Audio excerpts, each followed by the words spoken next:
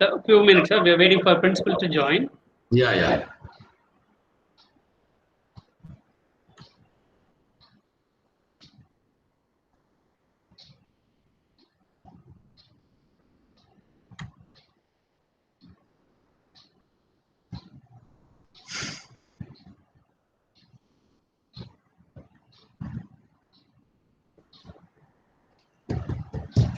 Martin, sir.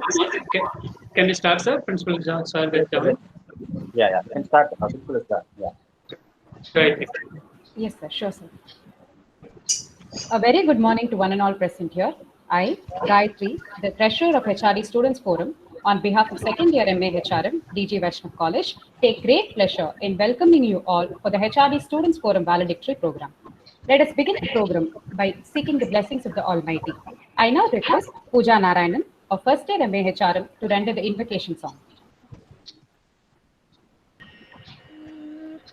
वल्लभनायकस्य वल्लभनायकस्य वल्लभनायकस्य वर्तो भवामि वाञ्छितदायकस्य वरमूषिकवाहनस्य वल्लभनायकस्य वर्तो भवामि वाञ्छितदायकस्य वरमूषिकवाहनस्य वल्लभनायकस्य वर्तो भवामि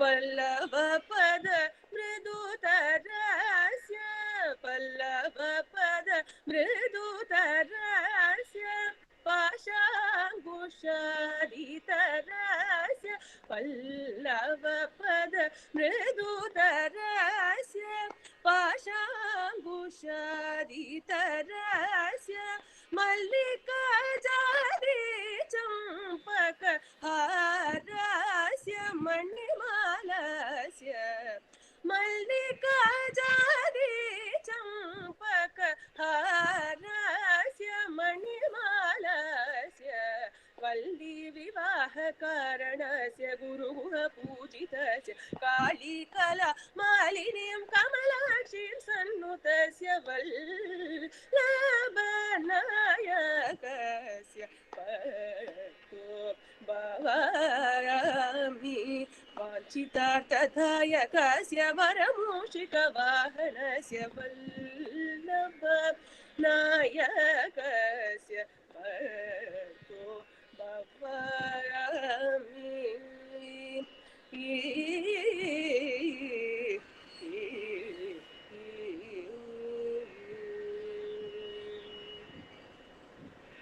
Thank you, Pooja. I now request Dr. N.C. Martin, Head of the Department, Human Resources Management, DGVC College, to deliver the welcome address. A very happy and a blessed morning to one and all present here for the valedictory event. A warm welcome to all of you.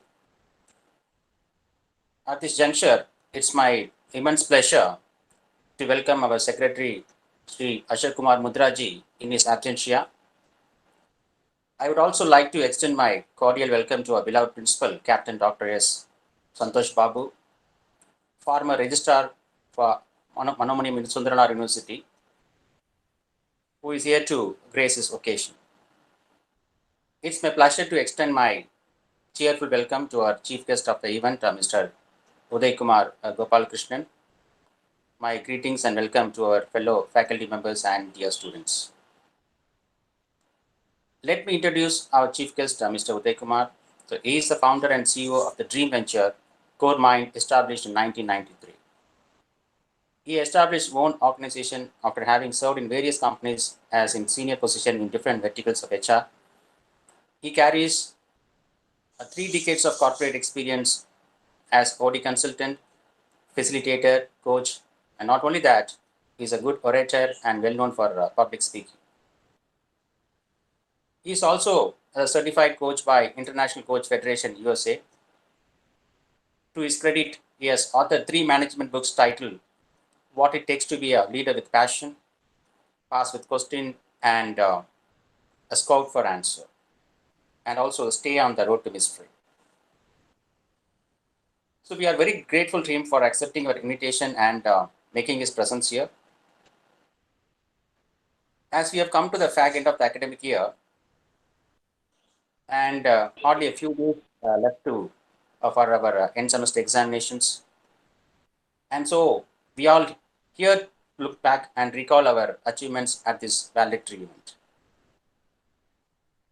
Having said that, under the unprecedented situation, as a team and as a department, we were able to reach a milestone in terms of completing our task in the given period of time. Under the HRD forum, various activities have taken place since from the pandemic lockdown period. Out of various limitations and constraints, we were able to make it up by organizing various curriculum-related activities on a virtual platform, thanks to the technology. The activities under the virtual platform, it includes like Tantra and National HR Conference, so one of the flagship event of the department. We also conducted various workshops, guest lectures, outbound training programs like leadership development, certification program on HR analytics, and also I'm very proud to say that we have conducted record-breaking national webinars. As of now, we have conducted 51 series of webinars, and amid we had one international HR conclave on the theme, the New Age HR, accelerating trends, where resource persons across countries like Singapore and USA joined for the panel discussion. Our curriculum and activities are quite unique, and it is designed as per the current trends and need of the industry. And in that way, we were able to bridge the gap between the academia and the industry. We set a benchmark in terms of conducting quality programs by inviting industry stalwarts in HR domain, as quality is our mantra. The programs conducted under the HRD forum have given varied opportunities to gain knowledge, skills, confidence, and have well groomed our students to excel in their personal as well as their professional career. Having said all this, I want to declare the new list of coordinators of this HRD forum. Before declaring the names of new coordinators, so I want to convey my sincere and heartful thanks to our outgoing HRD students coordinators of a second year for completing the term successfully and for coordinating various activities and events under this forum. Mr. Prasanna was HRD Secretary, Gayatri was HRD Treasurer, and Joel Robinson was HRD Convener.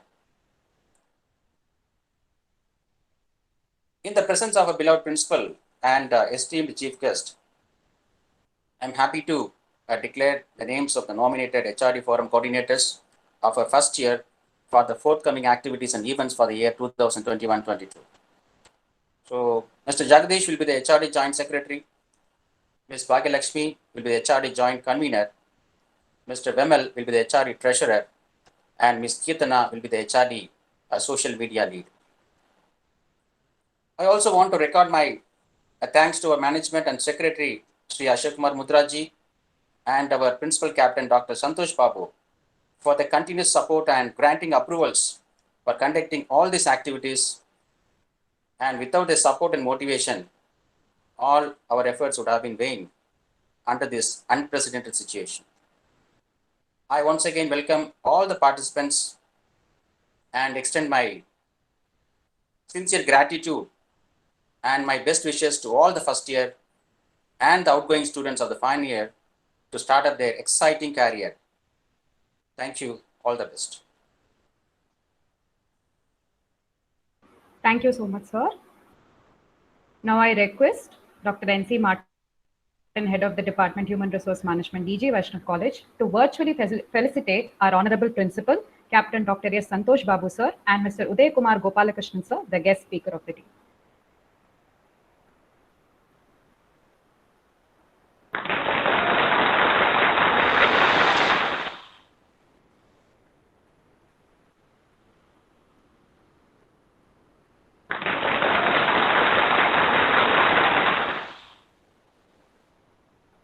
Thank you. I now request Prasanna, the Secretary of HRD Students Forum of Second Year MAHRM, to present the annual report for the year 2020 to 2021. Thank you, Gayatri. It's time to read our HRD departmental activities 2020 to 2021. On January 8, 2020, the Department of MAHRM held a conflict resolution training session. The session led by PM Chandrasekhar focused on identifying a person's conflict style and understanding different modes of conflict. On January 10 and 11, 2020, the department organized the HRD outreach program at Dasar Higher Secondary School, Trinidad. The HRD Urban Outreach Program is a two-day program conducted in a school by MAHRM students from Dwarakadas Govardhan Das Vaishnav College. This initiative emphasizes the importance of social responsibilities and accountability, while also improving a variety of skills that are required for a human resource manager. From February 27 to March 2, 2020, we had a 4-day workshop on neuro-linguistic programming led by G. Ramasubramaniam, a certified NLP trainer. The session was very insightful. Students were given a variety of tools and techniques to help them shape the conscious and subconscious aspects. Separate examinations were conducted at the module conclusion to evaluate the methodologies. Since the lockdown, students have engaged in a virtual model of knowledge, sharing via webinars to bridge the gap between academia and industry. To date, our department has completed 51 webinars with varying HR and management topics from distinguished HR speakers and renowned industrial experts. Some of the webinar topics include Agile HR, compliance with labor laws in the current crisis, HR as a business partner, and coaching as a culture. In order to increase the subject knowledge among students, our department has hosted 12 guest lectures via online platforms. Guest lectures will cover topics such as social platforms, the cutting edge for students, competency mapping and framing, and an overview of international compensation benefits. On January 23, 2020, our department held a national HR conference called Tandra 2021, which was titled Digital Vicinity Back to the Future. In February, from February 2nd to February 5, our department has organized an outbound training program known as Leadership Development Program at Picasso Institute for Excellence, Pondicherry. Picasso's Institute for Excellence utilizes the method of experiential learning to deeply impart valuable knowledge on taking over the corporate world in an efficient manner. From March 1st to March 6, 2021, we held a HR Analytics certification course. During the pandemic, it's difficult to place students. Companies such as Cognizant, SRF, Sen-Gopin, Tata Consultancy Services, Rane, Kotak Life Insurance, Cifi Corporation, YCS Logistics India Private Limited, Card Technologies, Kevin Care, Byju's, and Daimler, L&T EduTech, L&T Constructions, Delphi TVS, and Spice Blue visited for campus recruitment from January 2021 to April 2021. We are pleased to report that more than 50% of our students are placed in the prestigious companies listed above. We would like to share that our department has been very active in social media on all platforms such as LinkedIn, Facebook, and Instagram with a page named as HR Sagacious. Our webinars are regularly uploaded to the HR Sagacious YouTube channel for the benefit of HR community. Thank you. Thank you for the opportunity. Thank you so much, Prasanna. I now request our Honorable Principal, Captain Dr. S. Santosh Babu sir, to deliver the presidential address. Very good morning to one and all present today for this valedictory session of the HRD Student Forum. First, I'd like to welcome the chief guest of today's program, Mr. Uday Kumar Gopalakrishnan, CEO of Coremine company. Actually, people like these people like this is very important for the institution and also for the students, because mere coming to the college and learning things and going out will not help anything. They have to see the people who are in the top position like that, and they have to aim for that. Accordingly, they have to prepare. So this is the purpose of having a learned chief guest for any program in the colleges, in which the MAHRM, Department of Human Resource Management, is playing an important role in the society. Even you know that the government of Tamil Nadu now have changed the personal department into a HR department. So this shows that human resources is very important in all spheres. The human resources, in the sense, even in the present pandemic situation, the resources meant for as a doctor, as a nurse, as a social worker, as a hospital manager, as a cook.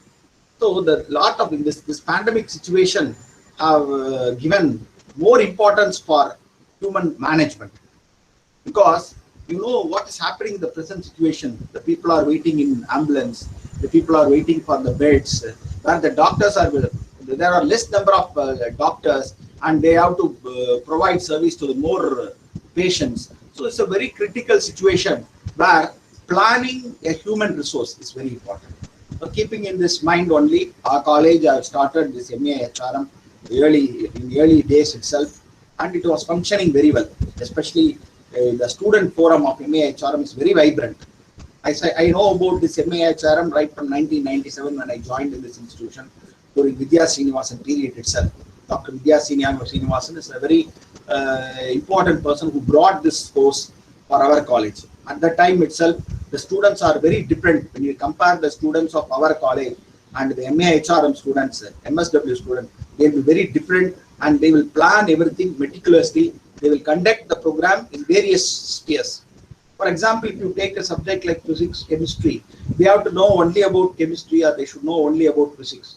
But MAHRM is not like that. They should have a knowledge on multi-faceted. They should know science, they should know technology, they should know social sciences, they should know everything. Then only they can manage the human effectively in various fields. They may be put up in financial sector, they may be put up in industries, they may be put up in various places. So for that, the students should have a good knowledge on various domains. This is very important. For that, apart from subject which was taught in the classroom session by the teacher, the students have to know beyond that. That's why this forum helps through conducting seminars, conducting workshops, taking some social service activities. Like that, everything is done by the students. The department, this forum is for the students, for the benefit of the students.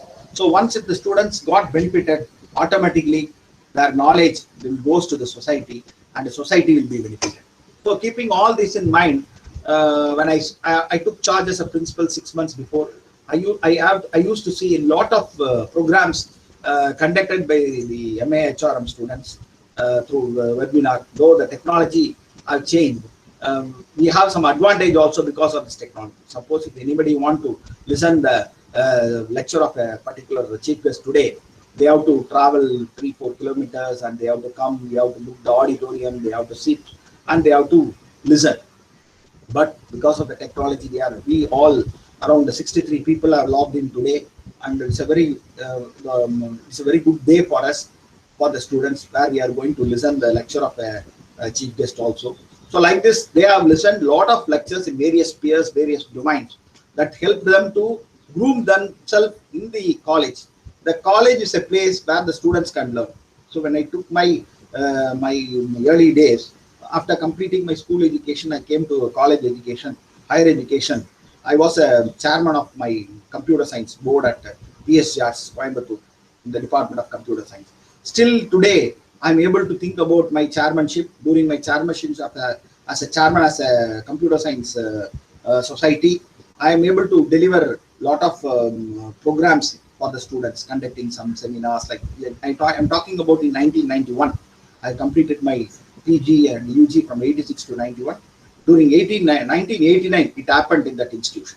So which gives me a very good contact with other outside world.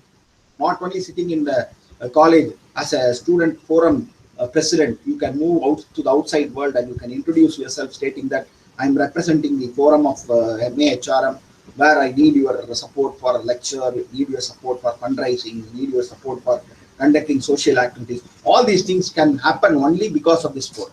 So this benefit of the society, or benefit of the forum, or benefit of the some group is very important for in the present scenario. So the knowledge gaining for the students will not happen only in the classroom. They have to go beyond the classroom. They have to listen the various lectures. They have to observe, even while they are traveling in the bus or train. They have to observe what is happening in and around, and what are the things are going in and around, and accordingly they have to plan. So this is a very wide subject where the students need a knowledge on various domains to tackle, to carry out the problems faced in the human resources. And also, once again, I like to congratulate the department, head of the department and his team for channelizing the students in a right way. Now, in the present scenario, channelizing the students is very important. Where the students are young blood, where the teachers have to tell the good and bad, and they have to tell. Even in this pandemic situation, I like to thank the MAHRM students also have paid all the fees for the institution. So paying the fees for the institution is also one of the contribution of the student, because even if it is pandemic, the college we have to maintain, we have to have a security, we have to maintain the building, we have to provide service, we have to conduct the exam, all these things are there. So the contribution by the students, by the parents, the pandemic situation is very high. Even the state government are requesting a contribution from the public for tackling the pandemic situation, where a lot of people are contributing. Contributing, not only the money is not the contribution. The contribution is, apart from money, your services. Even our NSS volunteers are working in various places. NCC students are working in various places, and they have not identified themselves as DG Vaishnava. We have 10,000 students at our institution, we are not channelizing anything, but in their own places, they are doing lot of, youngsters are doing lot of work. So this type of social activity is very important for the students. So the MAHRM is a very multi-dimensional forum where it is doing very well. I like to congratulate, and also I thank the students for contributing their service to the society in various spheres. Thank you very much for giving this opportunity. And also I like to congratulate all the incoming office bearers of MAHRM forum, where they have given a lot of things. Because before taking as a chairman of society in 1989, I used to think about what the previous chairman did for the college.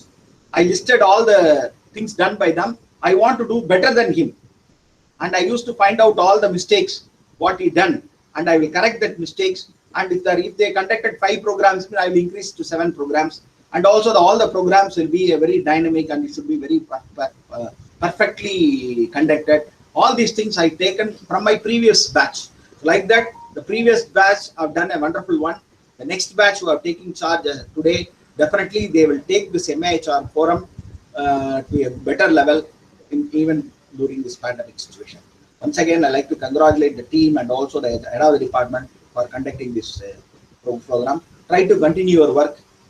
Make a documentation. Documentation is very important in the present scenario. Whatever we do, we have to do. Even I feel after for the past 10 years only, I used to feel that I should have a document of myself kept properly.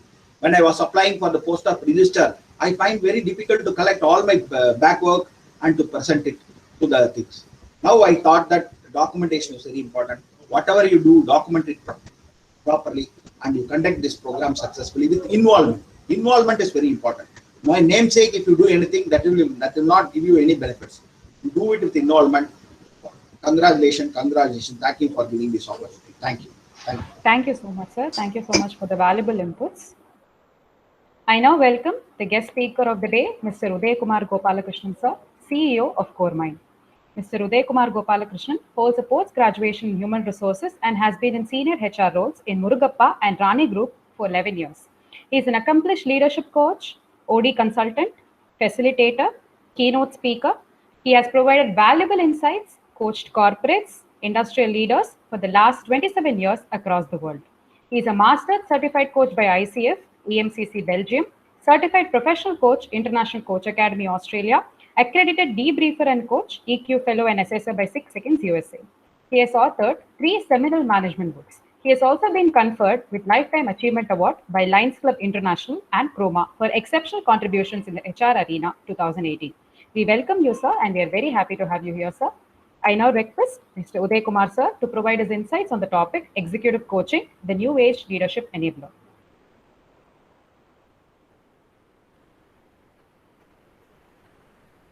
Sir, you're on mute, sir.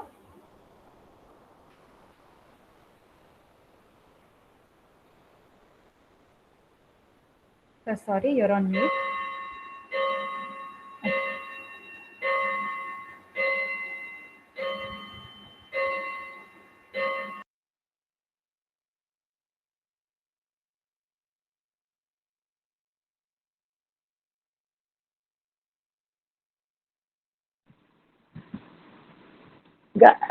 Gayatri, message him personally in the chat box. He's unmute. Okay, ma'am. Yes, ma'am. Sir, kindly unmute, sir. Sir, it is muted. Your presentation is muted, sir. Sir? Sir, can you try stop presentation and then start presenting again if you're facing the issue? No, it is mute out there. Yeah, you are on mute now. Can you unmute yourself?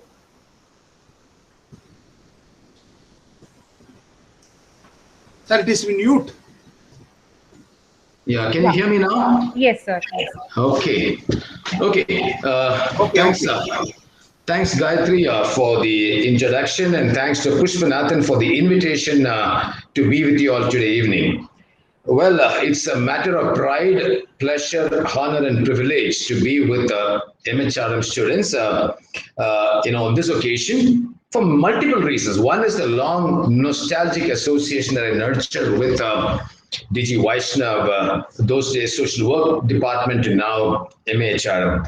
From the 1989, which is the inception of this course or the original genesis of this department. I listened to Dr. Martin as well as Captain Dr. Santosh Babu with a lot of pleasure, delight. The type of work that you all have done, considering it's been a pandemic phase, which none of us have faced before, and none of us would like to face in future later.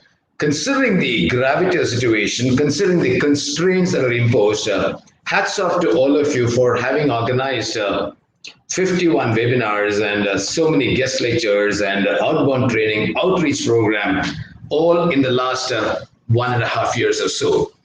It's a reality that the second year students and also the first year in some way or the other missed out on the classroom sessions, predominantly during the year, but that's a reality in the interest of the larger world that we are all belonging to. It's important to go through the sacrifice, which even your principal talked about, you all given the fees and the contribution to run the institution, which is also important in the larger ecosystem of the world.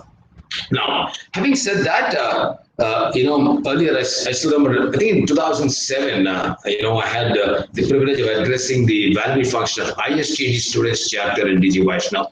This is the first occasion that I'm coming across an opportunity for the HRD Students Forum Validectory Function 2021. Those of you here in the faculty team, Tiraka is there, Naren is there, I saw their names, I'm not too sure that the others are also there. I have been in various avatars and forms and roles with your department. I've been a guest lecturer many a time, I've conducted training programs, I have been perform as a speaker, as a panelist many occasions, which morphed into Tantra. I've been part of Tantra a few occasions. The last two occasions I was a moderator for Tantra, not the recent couple of years before that. So I've been in several forms, and extended pride of all that is that I have met, trained, coached many students who are passed out of the institute, and they're doing exceedingly well, shoulder to shoulder with folks from my alumni XLRA and TEST too. It's a great matter of pride and privilege that they're doing extremely well across the industry, not just in India, but also across the world. So you as students belong to the esoteric select group of HR professionals who are chiseled, grown, and evolved in an institute, which is the edifice of trust, the edifice of trust about the cultural value of the social work department as well as DGVC now. So having said that, I have come across also one distinct set of combination attributes of students. One is a professional will to do well and succeed very well in the industry, and the other is a personal humility, which I've come across in many students, across batches. So that's something which I'd like you to carry on as a sort of a DNA in yourself to imbibe, exhibit, radiate, and perform your roles wherever you are, especially the second years who are going to the industry in a short while from now. I also saw the statistics, 50% of your place in very reputed organizations. I wish and pray the remaining 50% also lands up in very lucrative offers, which will be very fulfilling in terms of career pursuits. I'm also at this point in time feeling very thankful for the opportunity of this nature. The pandemic has brought in closeness and distancing both. It's a dichotomy. It's a sort of a paradox. We're getting closer as a world, getting in touch with people electronically, digitally, but also getting distance physically because we are not to be able to come to the same physical setting with more number of people. In fact, Pushpanathan had requested me to come and conduct a program for the second year. I did hesitate when this invitation came sometime last year end, and I said, okay, let the pandemic sort of go through the phase of lessening the impact, flattening the curve, whatever.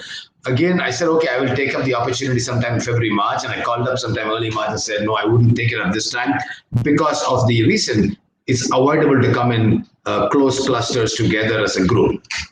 Now, what have I been doing in the last 1.5 years? Just to give you a snapshot before I get into this topic for the day. The last 1.5 years has been an entirely different spectrum, entirely different ball game, entirely different process of learning for me and unlearning for me. I have been in my ratio of work in the corporate world that I belong to. 70% used to be a combination of training and OD consulting. About 30% of my work till March 2020 was into coaching. The last 1.5 years, let's say since March onwards to now May, almost 1.5 years, the work that I'm doing in the coaching has tremendously increased to about 70% of my time. And the last 1.5 years, I just shared with the Pushpanathan. I have no qualms interest in sharing it to you all. I just did 2 physical programs, one for my good old client, St. Gobain, role transition workshop for 2 days at Sri Perambudur in the factory. And the other one was, again, a good old client of mine traveling to Coimbatore in January to do a 2-day workshop for the leadership team. Barring that, there has not been a single occasion of any physical contact training. I have done a virtual program on mentoring for a company called CAMS, which is about 6 hours. Normally I do it for 2 or 3 days, but they wanted a 6 hours a snapshot. I did that in August 2020. Otherwise, all my time have been engaged in corporate leadership or executive coaching. I'll talk more about that when I get to the presentation. So when Pushpanathan made this invitation, I said, this is where I belong to now. At least till the pandemic recedes, I can't dream of conducting 15, 20 days, man days in a month of training and OD consulting, which would be a long-term dream at this point in time. But then wish and pray the country and the world gets back to its feet in terms of normalcy. Even if it is slowly, but it's worth it. But at least the damage control of people dying and suffering, that at least needs to be controlled in some way by the government, the citizens, and everybody in the front line, warriors. And across the world, help is coming into India as well as mutually we are helping the others too. Having said that, I deliberately chose this topic when Pushpanathan gave this invitation to me, saying that this is something which I'm doing virtually. Okay. Now, virtual in the sense, I used to conduct coaching sessions, one-on-one coaching sessions for many companies prior to the pandemic, the advent of the pandemic, where I traveled to Delhi, to Bombay, to Dubai, to within the city or in and around city to Hyundai, where I coached 14 GMs and vice presidents at Irigati factory as well as in Delhi. So I've been around doing physical sessions, which means one-on-one direct. I see the client, as we call it, the coachee directly. But otherwise, the last 1.5 years, I have done only virtual coaching. And training, somehow I feel from the school of thought that I belong to, can't be really replicated as much as effectively as done in the physical space as I can think of and fathom to do in a digital electronic space or through a mode like Zoom or Google Meet. But coaching has got its own variations and customization possible. I can see the person directly, though I prefer, given a choice, meeting the person directly to understand the body language, directly connect, establish rapport, bring that intimacy, develop the relationship and do it. But unfortunate situation doesn't permit me traveling, or the company is having the flexibility to allow people like me to conduct the coaching directly in their offices or conference halls, which was the scene earlier. Now, having said that, when I talk about this topic, I just need to give you a sort of a preamble before I get to present the slides. The preamble is, I have been in the space of mentoring managers and leaders. I have done mentoring work for about 3,000 mentors in the last 27 years, where I used to conduct programs and mentoring for 2 days or 3 days, give them the skills, build the value propositions, and I used to conduct Mentee orientation program for the juniors, sometimes GETs and fresh management trainees, sometimes lateral entrants. Now, apart from this, I used to do what is called the mentor-mentee interface workshops, which means connect the mentor and the mentee in a workshop where they pair up and discuss about expectations and set the ball rolling for 1 year of mentoring contract between them. Not a formal legalized contract, but something to replicate the essence of partnership. I used to conduct quarterly reviews of 1 day exclusively with the mentees and 1 day with the mentors and mentees every quarter running into 1 year, which means four quarters. The last one will be a transition process of delinking the mentors and mentees formally, but allowing them to continue the relationship beyond as informal, good friends. So having said that, I have done a lot of work in the mentoring space. I've been to Chicago to do attend a program on Train the Trainer for mentors. I got certified by that by Perron Ambrose. That was way back in 2006. Now, how did coaching come into my life? I have been hearing about coaching since, let's say, about 2000, a little more. I didn't know I was doing coaching without knowing I was doing coaching till then. In the programs that I used to conduct, the facilitation work that I used to do, the OD work that I used to do, I used to have chats with the CEOs, MDs, business heads, strategic partners on the sidelines. When I say sidelines, during the coffee break, during the lunch break, or the evening facilitation program after the program is over, they used to keep consulting and asking me ideas and solutions about what needs to be done in the group and what needs to be done in the organization. And slowly I got in the framework of reading about coaching, and I used to ask a lot of questions, which is called the open-ended questions. Now, during this while, I didn't know I was doing coaching to the CEOs. I'm talking about the scenario, let's say 2010, 2012 or so. 2012, I attended a program with a Canadian-based lady who came to India, to Hyderabad, to conduct a program which is called the Coaching Leadership Index program. And I did that. And that's when I got a little bit of brush towards formal coaching, what it is all about. I did a bit of research about coaching and those who are offering coaching programs in India. And that's how I landed up with Ramanathan. Now, many of my juniors from XLRI, as well as seniors from XLRI, whom I knew had been through the coaching process with Ramanathan. He is basically an engineer from CEG, Guindy, and then worked in HUL, very senior levels. About 10, 15 years ago, he started on his own and then established an outfit called Cocharia. So I bumped into him based on reference of my alumni, and I went through what is called a very intense coach-specific program, which lasted for about 4 months. 4 months spread over 3 weekends, or 4 weekends, sorry, Friday, Saturday, Sunday. And then we should have a lot of online peer coaching sessions. When peer coaching, in the sense people are there in the same cohort or batch. I underwent that. I got in touch with the world completely incisive, deep, and phenomenal in terms of thrilling learning.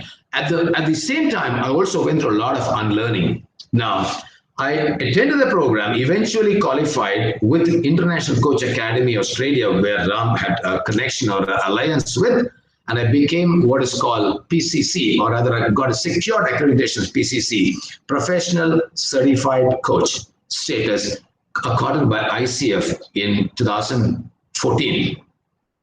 Once I got to that, my formal coaching process began in the corporate world more and more. And thanks to that real solid learning that happened, then I went on to do what is called the Mastery in Coaching. So I'm one of the 50 in the country who has secured Master Certified Coach status, which is MCC from International Coach Federation, which is ICF in the US, a reputed coaching institution. I secured this in 2019. In between, I took some time off between PCC in 2014 to 2019 MCC because I was authoring 3 books in the process of doing that. I launched that in 2016, 2018. My son got married, my eldest son. My mother passed away in 2018. Several of these issues or dimensions in life made me look at MCC a little later. So I secured MCC in 2019. So I'm one of the humble set of 50 people. When I secured in 2019, we were 39, but the number has increased to 50 now as on date, as of yesterday. Now, I also secured a Master Practitioner status, which is the highest level, or MCC, the highest level in ICF, with EMCC, which is European Mentoring Coaching Council. Is situated or located in Belgium. So I went through the very difficult, intense program learning in the last 1 year during the pandemic time, and I qualified myself to secure what is called the MP. Today in the country, like me, there are 4 others who are MCC from ICF and Master Practitioner from ESCC. So I belong to that small little group, exclusive group. I welcome more to come and join in this gang or bandwagon of coaches.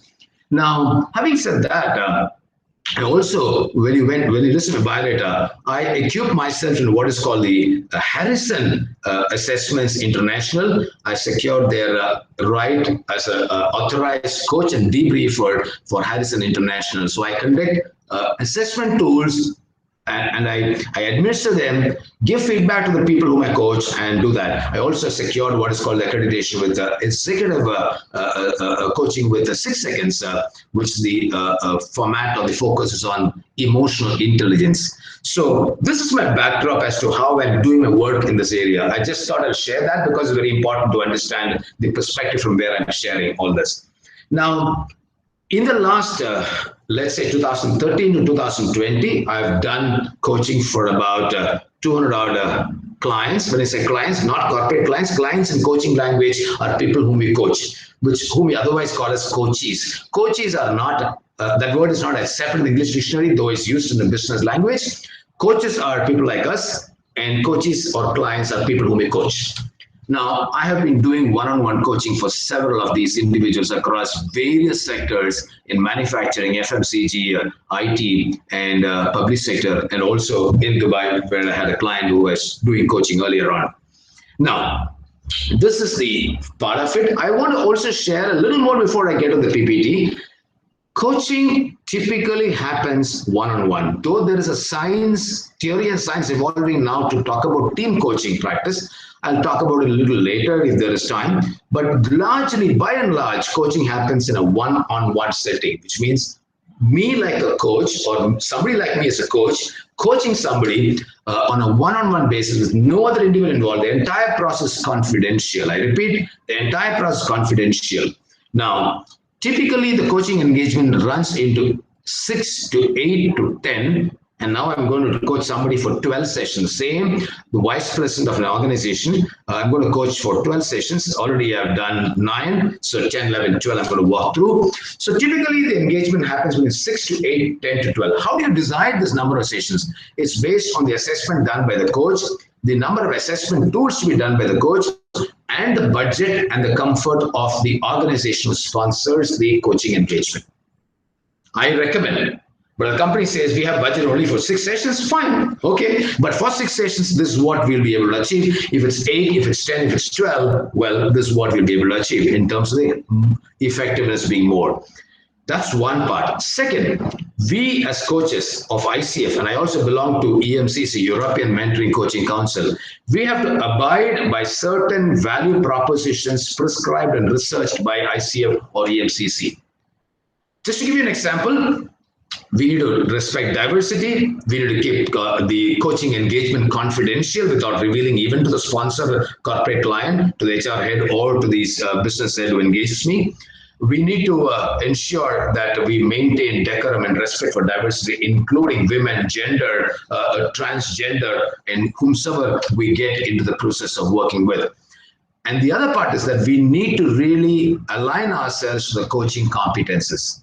Just to give you an idea, coaching competences could be that I need to have the empathy with the coachee in the coaching process. I need to bring in my entire presence. I need to be authentic. I need to follow the ethics and values of ICF. I need to evoke awareness. I need to ask questions. I need to get into designing a sort of a outcome-based coaching, which means the end of the coaching session or the coaching sessions, number of sessions, I need to help the client move towards a proper agenda, mission, and outcomes.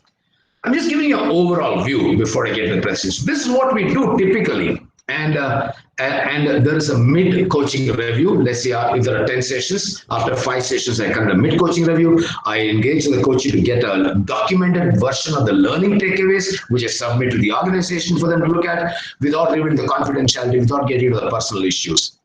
Now, I also want to say that there is a distinction between coaching, counseling, mentoring, psychotherapy, and areas like that. Counseling and psychotherapy has got some sort of commonalities where there is a lot of work that the psychotherapists or counselor would go into the past. They call it past regression. Second big difference is that psychotherapy and counseling, the counselors and psychotherapists also give advices. These two differences, when you look at a coach, it doesn't happen. A coach doesn't give suggestions, doesn't give prescriptions, doesn't give recommendations or solutions, only helps the client or the coachee to enable him or her to think through solutions of their life and work and whatever they bring in for their dreams and concerns to work on their own. So we don't give solutions. That's very interesting. Second, like in counseling or in psychotherapy where they go into the past, coaching primarily works in the present and helps the coachee to move into the future.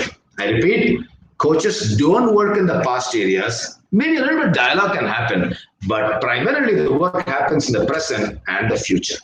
Whereas counseling and psychotherapists, they work in the past quite a lot to bring into the present and the future.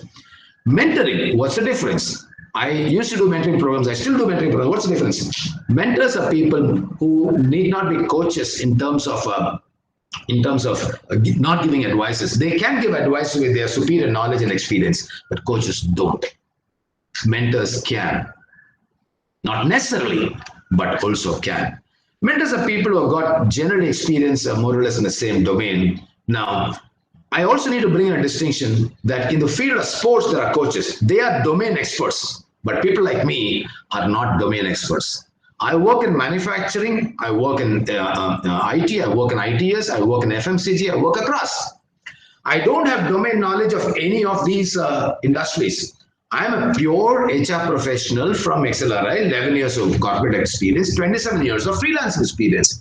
I would not know, and I need not know about the manufacturing excellence, the quality standards, or the financial acumen, or the inner cultural issues, but I work at a very deeper level without knowing or without being a subject matter expert. Therefore, mentors can be subject matter experts. Coaches need not be subject matter experts. But in sports, they need to be subject matter expert.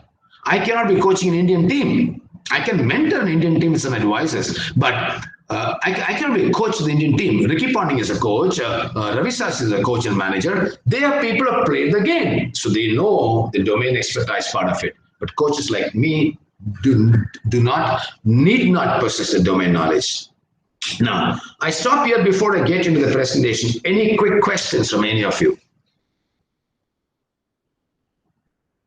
on whatever I shared so far?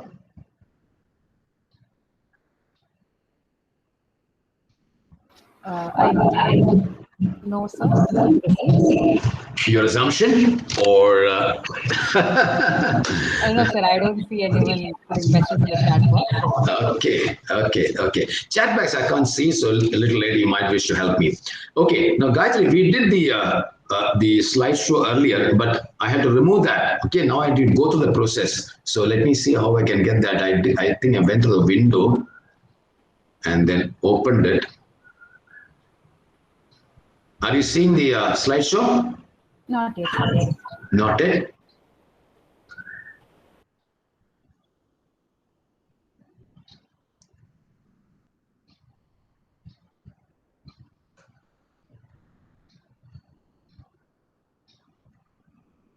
Are you able to see now? No, sir. Okay, I'll have to figure out what we did last time to make that happen. So you use the option share screen, not share window. Share screen. Yeah. Just a minute. Share your entire screen, right? Yes, sir. Does it come now? No, not yet, sir. Not yet. What's happening?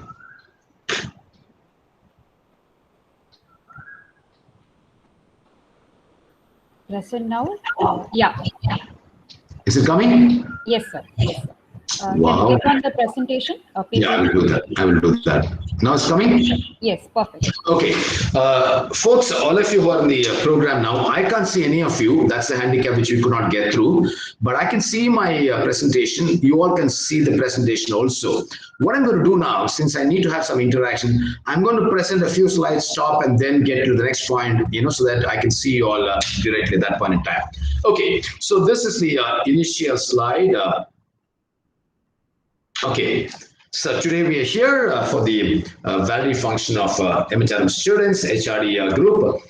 Executive coaching, the new age leadership enabler. Look at the words I've used. The new age, which is the current leadership enabler. Enabler is somebody who facilitates. We don't get into direction. We don't get into power. We don't have title. We are a coach, but then we enable the leadership process. Today, with the pandemic, more requests are coming for coaching the senior leaders. So that's an opportunity. Okay, now coaching is a lot about helping leaders move away from madness in methodology to identify a methodology in madness. It's not playing with words. Coaching is a lot about helping leaders move away from the madness in methodology to identify a methodology in madness. What does it mean? Today's world, forget the pandemic for a time being now. Today's world, over the last 2-3 years, especially technology being ramping up and activity ramping up, multiple distractions, multitasking, and several activities and business work happening, there is a lot of madness for people to really, especially leaders, to really focus and do something. So it's a madness methodology. Now, coaching is, in a way, in my understanding, is my definition, why I ended with methodology madness. So what does it mean? When I coach the senior leaders one-on-one, there is nobody else in the room. I tell them to switch off their mobile phone, no distraction, no laptop, nothing, just engage with me. Even when I do virtually, I tell them to switch off the phone and I trust them. During the 2 hours, 1.5, 2 hours, typically it runs for 1.5, 2 hours, one session. There is absolute intensity and pause. I repeat the word pause to reflect. Reflect to pause, pause to reflect. This is the methodology adopted in coaching, where no other distraction, no disturbance whatsoever creeps in. There is a lot of focus and intensity in what we do. There, we talk about all sorts of things, sometimes personal, sometimes professional, sometimes work issues, sometimes visionary stuff, sometimes culture of the organization, sometimes team issues, sometimes non-cooperative, sometimes difficulty to get along with their bosses. We talk in those forums, which is very quiet and a pause nature. Ralph Waldo Emerson, he said, what lies behind you and what lies in front of you pales in comparison to what lies inside of you. You know why I'm saying this? As coaches, we help the coachees bring out the best that is available within them. The best means their potential, their answers, their solutions, and everything that they're possessing in terms of experience is lying within them. Only thing, they're not able to bring it out at the right time at the decision-making process, the point of decision-making, for the simple reason they're confused. There's sometimes a dilemma. A lot of things happen. So we as coaches bring whatever is lying inside residually within the coaches. Now, Nelson Mandela, courage is not the absence of fear. It is inspiring others to move beyond it. Take a look at the scenario of pandemic. You, I, everybody around us, anywhere in the world, depending on the degree of gravity or the degree of the impact, we all have fear. Regardless of fear, moving beyond is very important. And that's where HR folks, coaches, senior leaders have to play a role. So inspiring others to move beyond it. All right, this is a scenario. What do we do now? How do we go from here to there? How can we become more optimistic? How can we raise our imagination levels and all that? I fully resonate with these meaningful quotes of Nelson Mandela and Ralph Waldo Emerson. Their lives are magnum opus, having influenced millions of human beings across continents and races. Well, I can relate experience and convictions to how coaching can be beneficial to clients or coaches. So I repeat, the word clients implies coaches. So I can relate quite a lot how you can bring in the best of yourself as a coach, as an HR professional, by bringing the best of the other person whom you're interacting with, which is a client or the coachee. Well, emerging leadership challenges from a coaching perspective. If I wear the coaching lens today from an HR angle while working in the organization, it's a typical traffic syndrome in a typical metro city. Today in the pandemic, in the lockdown, you don't get to see this. Otherwise, day in and day out. I had to go to a clinic yesterday for a small little medical urgency. And I went in the morning to somewhere very close by to Surya Hospital from my home in Virgambakam. I saw a lot of traffic. I was actually wishing that there will be no traffic. But in the lot of traffic, it was something like a traffic on a Sunday afternoon around 2 p.m. Now, why I'm saying that, I'm saying, okay, yesterday they had a meeting with CM and others, the opposition parties, and they decided to become more sterner and stricter. Now, this scenario is not something which we need not forget in the imagination. It was there pre-pandemic. Even after the lockdown was removed, it was there. But I want you to keep in mind this scenario when I talk about coaching as to why is it relevant. While in the traffic, which is a lot of jam, there is complex, fast, radical changes. So you need a balance between the front and the rear view mirrors. Can anyone, I can't see you, can anyone say, what is the example of front and rear view mirrors as in a vehicle for, let's say, leadership and coaching? Anybody, even if you're wrong, it's okay. Sir, for leadership, I think the front and rear view mirror will be the person who was there previously, meaning the person who's managing, meaning if I'm leader now, my superior will be my front view, and the person below me, the team which I'll be leading, will be a rear view mirror. Okay, your name? So, I'm Anusha. Sorry? Anusha, sir. Anusha. Anusha, okay. Anybody else? Thank you, Anusha. Anybody else? Another perspective, interesting perspective there is. Anyone else? Just try it. Wild shot, wild guess. Come on. You all drive motorbikes. Some of you drive cars. You have a front and rear mirror. But if you look as a metaphor for leadership, what could that be? No. Okay. I don't want to. Yeah. Can I take a shot? Yeah. Please name. Gayatri.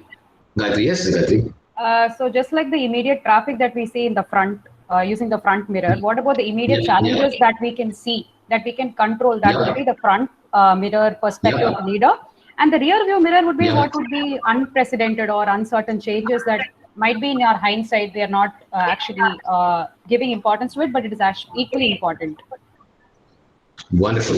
Thank you for this perspective too, Gayatri. Okay, now let me add on and say, typical front view as a metaphor or an analogy for leader is the vision, what lies ahead of us.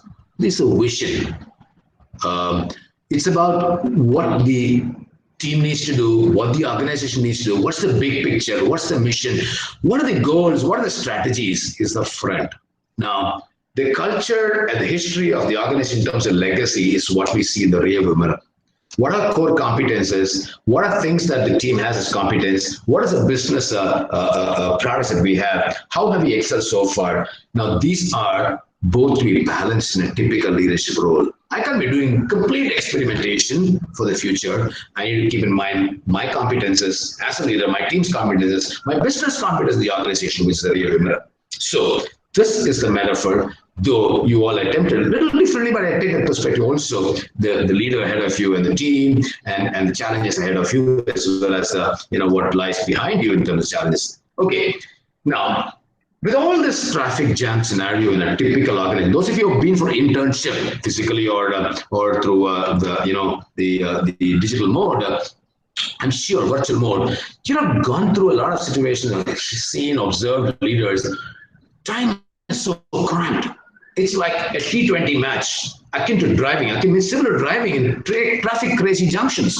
They'll take quick decisions on the spot, intuitive logic, both combined. That's again a challenge that I work with as a coach with leaders.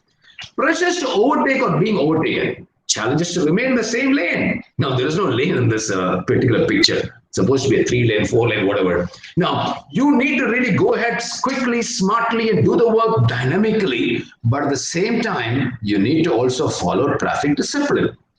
You need to be in the same lane. You need to follow the ethics. You need to follow the values of the organization. You need to follow the SOP of the organization. You need to follow the protocols of the organization. So both are important. So I explore and adventure along with the leaders in my coaching in understanding how they can navigate these pressures and balance. Look at this. The same traffic example, but a different picture. Need to take fearless decisions, change the course, or take shortcuts or flyovers. So at some point in time, I need to take a shortcut and then just swiftly move, cope with the change, and diametrically look at a trajectory of learning in a different way or implementation, or I need to go on the flyover. I need to take the split-second decisions. I need to be fearless in those decisions. So this is where another challenge happens. Vastness and therefore lack of controls, always a Picasso syndrome. Before pandemic also, when I used to coach these senior leaders, business heads, CEOs or whatever, they say, hey, there's so much to be done with so less time. After the pandemic began, people are saying, I used to work for 8-10 hours, now it's become 15-16 hours. So the Picasso syndrome of pressures of the boss is saying, okay, anyway, you're not traveling by the train these days, you have extra time at home, do this, do that. In Bombay it happens, Chennai to Metro, Bombay suburban. Now, people are saying, okay, do this pressure, do that pressure, change it, tweak it, whatever. And so many Zoom calls, so many virtual meetings happening. There is a lot of Picasso syndrome. So there is hardly any time to reflect, pause. And that's where the coaching steps in. Requisite adherence to process dilemma to confirm or jump signals. So whether to be process oriented and conform to that or to jump signals, split second decisions happening. Now, this is something which all the leaders tend to really grapple with, and therefore we as coaches help them to do that too. Another picture of another traffic jam in some other location, dissipated development focus, inability to prevent vehicle emission, which means, what am I trying to say? I'm using the traffic metaphor. I need to look at long term as a leader. I need to look at strategies. I need to look at, how can I take this business to the next level? How can I take the organization to the next level? At the same time, I need to take care of the routines, which means I need to go far away, ride many distances, many miles with my car, but I need to take care of my vehicle emission, because if I don't take care of the vehicle emission, one, it pollutes the air, therefore it hampers society. Plus, it actually eats more petrol or gas in my vehicle. So I need to take care of that. I can't just think of the long term, but I need to take care of the current scenario, both, and balance it. Erosion in values like humility and empathy. This is what happens when there's fast pace, quickness, so many things to be handled. Humility and empathy suffers. But at the same time, I want to be ahead of others. There's a rat race rather than along with others. How do I go along with others? How do I travel along with this? How do I be a leader who can empathize and be humble, take everybody together? That's a challenge. Now, another scenario has been happening even pre-pandemic and currently too after the pandemic began. There are mergers, there are acquisitions, there are dissolution dynamics, there are rapid market changes. And I'm using the metaphor of traffic, and therefore when it rains torrentially, no cloud covers, which means, recently in Uttarakhand also there is a cloud burst. Cloud burst, a sudden burst of rain. So something like that. So suddenly when you take a decision, the whole scenario changes. Or before you take a decision, which is a lot of planning, something else happens. The company is merged, somebody acquires the company, there is dissolution dynamics, and changes happen so unpredictably. Discontinuous changes. Now, scary. I experience this in leaders whom I'm coaching. They feel very scary. They don't tell that to the company outside of the meetings. They don't tell that to the leaders because they'll be ridiculed. Scary while climbing and being on top of the ladder, likely issue a police challan. You know what's that? Police challan is very speed, okay, in the typical traffic situation. Or you jump the signals, or you do something, don't adhere to traffic regulations. Now, when the leader goes on top, there are hardly anybody to confide with. At a very senior level, at the business leader, strategic partner level, at the partner level, or somebody who's heading the business, they feel very scared. In coaching, they talk to me, and perhaps the other coaches also, about what they go through in terms of emotions. Because they can't tell their wife, because they'll be upsetting them. The blood pressure shoot up. They can't tell the boss will think, okay, you are no good. They can't tell subordinates in front of them in meetings. At the same time, they need to navigate the emotions of feeling scared and lonely. So the police awareness, if I do a mistake, well, I am criticized, because everybody watches the leader. Today, everybody talks about Modi. I don't want to get into politics. Today, everybody talks about Stalin in the state. Today, everybody talk about somebody who's Joe Biden in US, or Putin in Russia. So anything that the country does is boiled into the prime minister or the president of the country. Likewise, anything that boils down to whatever criticism generally happens for the leader. It happens in institutions, education institutions, it happens in companies, it happens in NGOs also. Annihilation of self-identity. It's visible on giant screens. Giant screens, again, I'm using the sports metaphor. You put the scores in the top digital format there. Now, what happens is that when the leaders go to troubled times, difficult decisions to make, their own self-identity is questioned. Am I good in this level? Am I competent? Do I have the necessary competence to do well in the organization? These are questions the leaders start asking themselves. And they ask these aspects, or these aspects are talked about, explored in the coaching sessions with me in confidence. Work-life balance? Oh, is that there somewhere? I'm not too sure. Work-life balance on a toss, which means continually on the road move, always the treadmill. Those of you familiar with the treadmill, once you get onto it, you can't just jump out. If you jump out, you'll fall and then you hurt yourself. So while in the leadership role, there's so many things happening, it's very difficult to get out. So the work-life balance goes for a toss. If you're walking on down the right path and you're willing to keep walking, eventually you'll make progress. One of my favorites is Barack Obama. Barack Obama, I've been to US many number of times, and he was the champion speaker or champion campaigner for John Kerry, who lost the election to George Bush. Now, I wondered who is this Barack Obama. I never knew such a person before that. So on the TV screen, I saw them. I asked my co-partner, who's this? They said Barack Obama. He's a lawyer by background. He's a Black American. He's a very famous and fit to be the president shortly.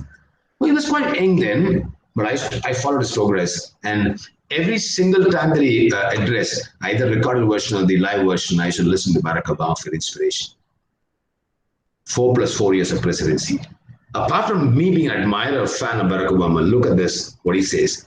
If you're walking on the right path and you're willing to keep walking, eventually it'll make progress, which means never say die effort, I need to continue walking the path. Focusing your life solely on making a buck shows a certain poverty of ambition. Wow, so powerful it is. Focusing your life solely on making a buck, which means making just money, shows a certain poverty of ambition. It has too little of yourself, because it's only when you hitch your wagon to something larger than yourself that you realize your true potential.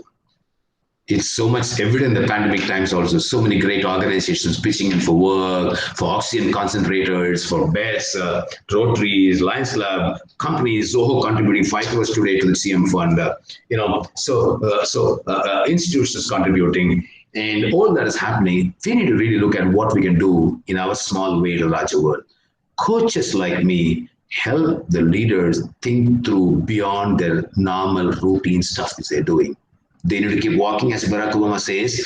They need to hit them to larger than yourselves. I tell them, hey, you're not looking at finance department. You're not looking at taxation alone. You're not looking at HR alone. You're not looking at production alone. You need to look at the whole organization. Once you're at top level in the organization, you need to look beyond the organization, your community, your clients, your customers, your vendors, your partners, your employees, the union leaders, and so many people across who are directly or indirectly dependent on our organization. Coaches like me help build the capacity building in leaders to look beyond their roles. Okay, I stop here and then get to ask or rather have a small interaction before I move on. Go ahead with any questions.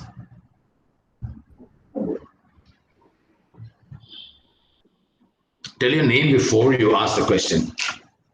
Good morning, sir. This is Akshay here from second MAHRM. Yes, Akshay. I have a couple of doubts. Sure. We as budding HRs, what are the specific skills or the areas which we need to focus before entering into an industry? And I would like to split the second half of the question. And how can we improve ourselves personally? I didn't get the second part fully.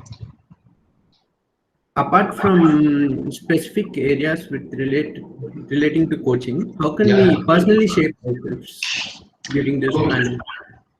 During this pandemic, Yeah.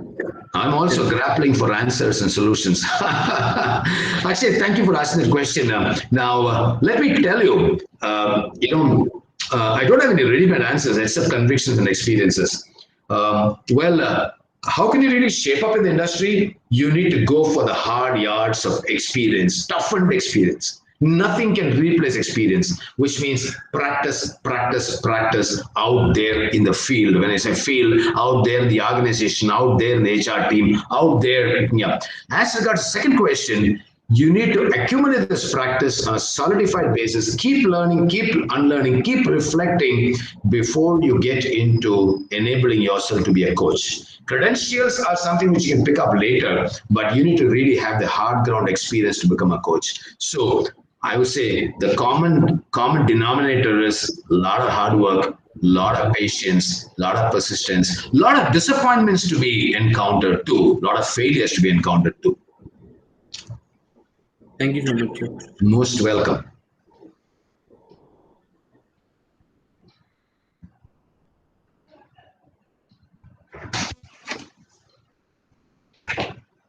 Yeah, anyone else? Anybody else can ask a question before I move on. Sir, I'm Anusha again. Yes, Sir, Anusha. I have a question, sir. So, like when a person moves from one particular leadership position to another leadership position, they Yes. might be following few strategies of working in one particular position. When they move on to the next level, in what all ways as a HR should we have to coach them? On what areas is it necessary for them to receive a coaching on? Wonderful. Great question, Anusha. Thank you for asking. Now, how many of you heard world's one of the renowned coaches by name, Marshall Goldsmith? Anybody here? Marshall Goldsmith, called in short, aka as also known as MG, Marshall Goldsmith. No? Okay. Marshall Goldsmith is one of my gurus. I've attended his program. He's based in the US. He's come to India. I've attended his program in India. He has written a book, Anusha and others, titled, What Got You Here Won't Get You There. I repeat, what got you here won't get you there. Now, how is it related to the question which Anusha is asking? Very valid question. Every single level the leader progresses in the organization by way of role, position, and level or hierarchy, there are marked differences from giving up what one did, which is successful in the past role, to look at how you can be more successful in the current role. Letting go of certain habits, of certain skill sets which worked well. Though some of the values, some of the qualities will help you go strong. When it comes to coaching, let's say somebody goes from a manager level to a leader level in the organization. When I say leader, at a functional head of production, from a manager of one particular bay in production. When I coach, I help them to navigate issues around how can they look at a broad picture beyond what they saw at a manager level, which is broad picture of the leader level, the functional level. Second, how can you improve your networking abilities at the peer level more than as a manager level? Meaning, when he was a manager, his peers were managers in different departments. When he's a functional head, he has peers who are functional heads in different departments. Which means if he's a functional head of production, the other functional heads will be functional of HR, finance, quality, strategy, corporate planning, sales, service, and they're all functional heads for his functional head domain as a production head. Therefore, that's one perspective. Second, the third aspect, the HR profession need to help the person who moves to higher level to look at is also the ability to look at navigating emotions at a more empathetic level than before. It is a myth that some managers say, as a manager, I need more empathy, and as leader, I need not be. Actually, as leader, one needs to be more empathetic, more sensitive to the workmen, the staff, and the employees of the organization. Therefore, humility and empathy, how do you build that in, not as a skill, but as a value, as a deep setting value. And when you practice humility and empathy, it becomes a competence too. I would limit to these. There are many more, but just to answer in the interest of time to Anisha, this is what I would say as a response to that question. Okay, sir. Thank you. Sir, sorry, could you repeat the name of the book and the author, sir? Okay, it is Marshall Goldsmith, Marshall, Gold, G-O-L-D. Today's Akshay Triti Day, so Goldsmith, G-O-L-D-S-M-I-T-H. And the book name is What Got You Here Won't Get You There. Okay, sir. Thank you. Yeah, most welcome. Anyone else?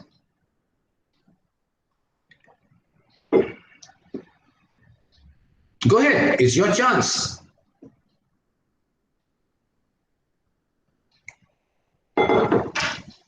It's an opportunity. If you continue to that's your choice. Yes, Karthikeyan, I can see your name there.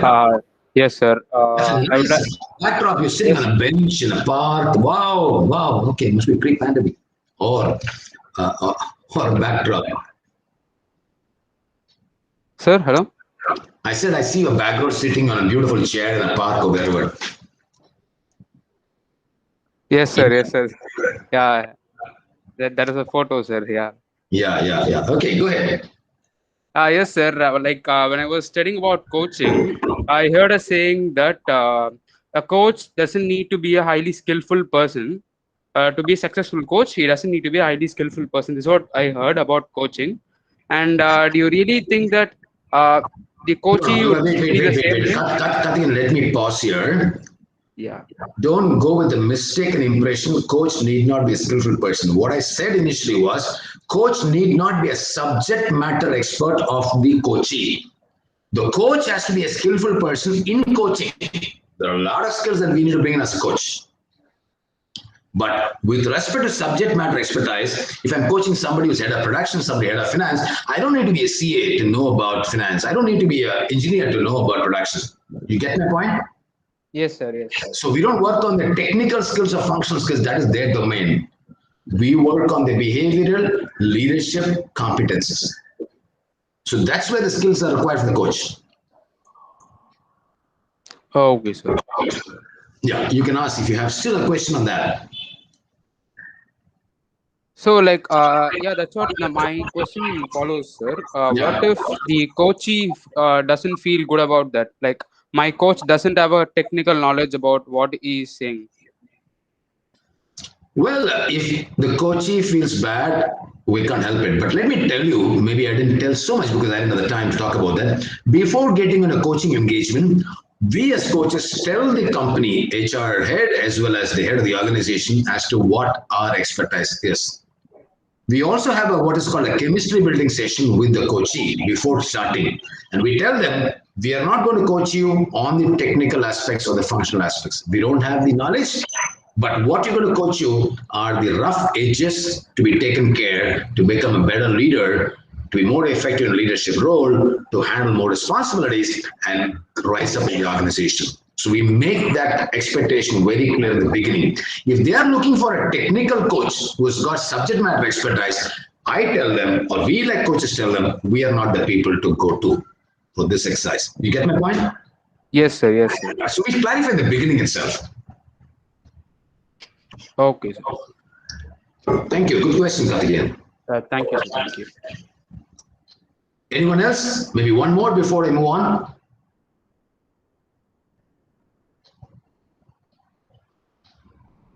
No? Okay. I'm gonna. Okay. Is my screen seen? Again, rechecking. Yes, sir. Okay, thank you. Typical demands what leaders face, which they bring in the coaching conversations to me. Multitasking pressures. You know, plenty myriad work and activities as demands in any job. They bring that aspect. They talk about how do I really optimize the time and the prioritization. You know, how do I look at what's important? How do I look at what's not important? How do I move away from the stuff which is wasting my time? Many coaching conversations happen around the mission of the company, the mission of the team, mission of the purpose and the team and the company and the goals. We look at conflicting interests and issues. There could be interdepartmental conflicts. There could be intra-departmental conflicts, intrapersonal conflicts, interpersonal conflicts. We look at a lot of stuff in coaching. And mind you, with all this, we don't give any solutions. We make them come with their own solutions. Communication gaps or handicaps. You know, consistency, not walking the talk, not actually practicing what you preach. Inabilities to co-create, which means they're not able to work along with the team and create a commonly identifiable set of goals or action plans. These are aspects which they bring in the coaching conversations. I'm not giving an entire list, but just to give you an idea what comes up. Sustain the initiatives. Okay, the new initiative started off in the company, but how do I sustain it? Whose support do I get? How do I initiate? How do I sustain the initiative in terms of momentum? How do I ensure the initiative doesn't fall down or suffer? Alignment of the big picture. This is one big topic that comes up in coaching. How do I align to the big picture of the organization with the MD, with the board of the company? Emotion connect with others. A lot of times coaching conversations happen around empathy, consideration, compassion, care.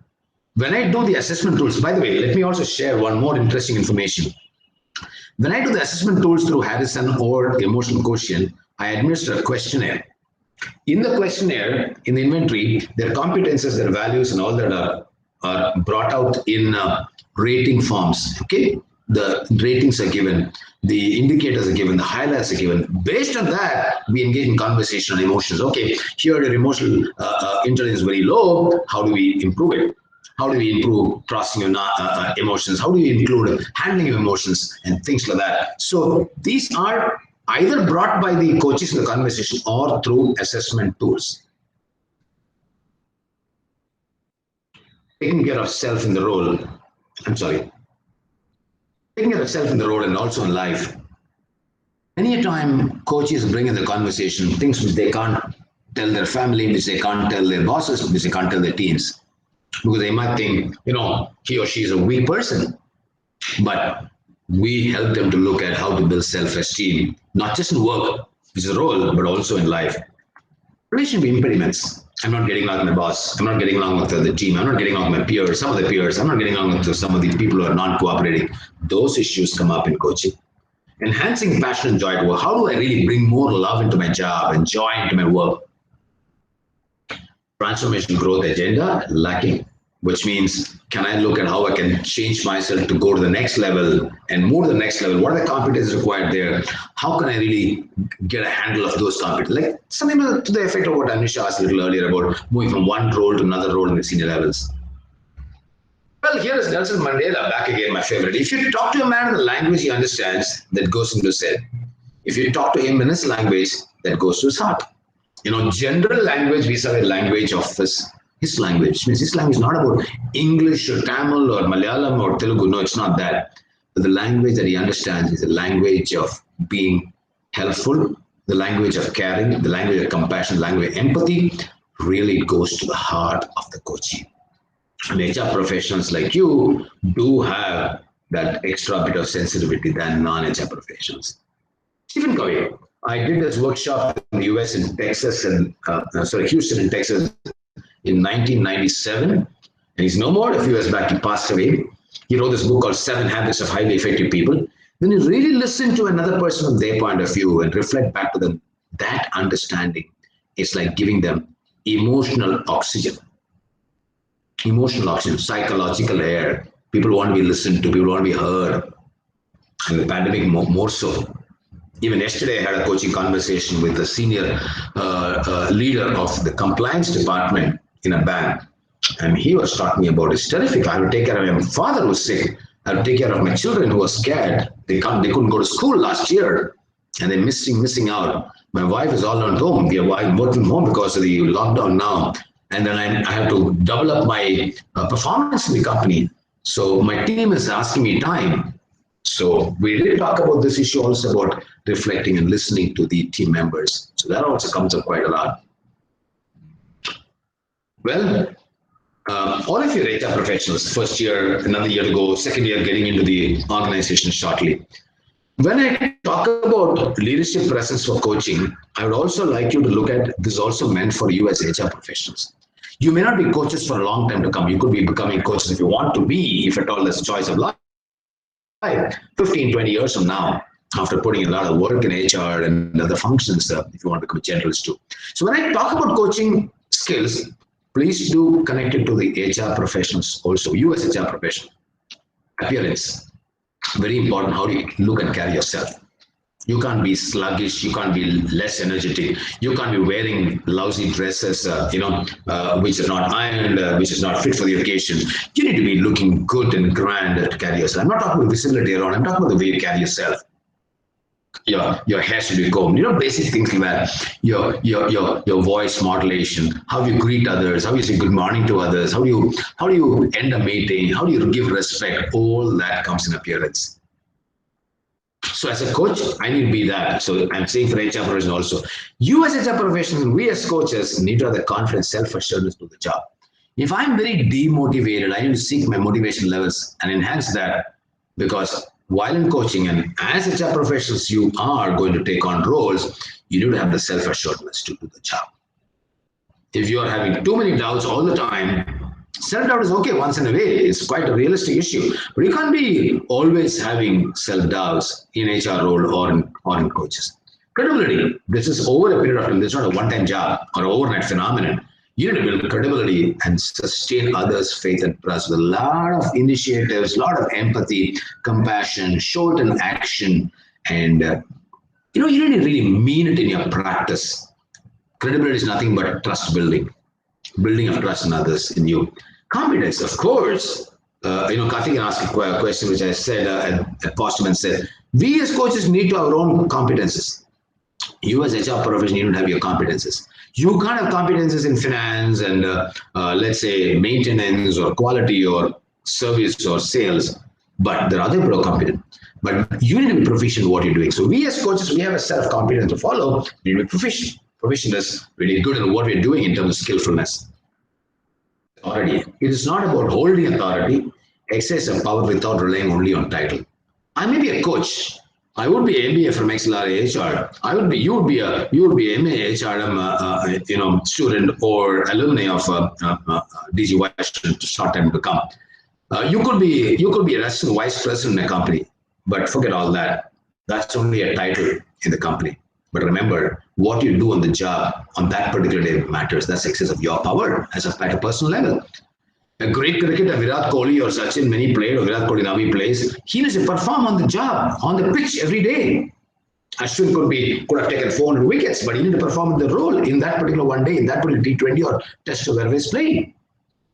You can't say I've taken 400 wickets, so I have the power. No, that'll be arrogance. But displaying authority is personal power, not the title. Influence, how you walk the talk. I call it in terms of authenticity. I've written a book on what it takes to be a leader with passion. I've written a complete chapter on influence, complete chapter on authenticity. How you walk the talk, which means, do you really mean business in what you say? Compassion. How you show concern. When somebody says, I'm down with fever, fever, No, even with your preoccupied mindset, if you can step aside and tell, hey, sorry, I just heard that you're having fever. Are you okay now? How long have you been suffering? Would you want me to help you? Is there something that I can do for you? Somebody says, I took a leave yesterday. You took leave yesterday and spoiled my work. I had to work double time. No. Can you say, what happened?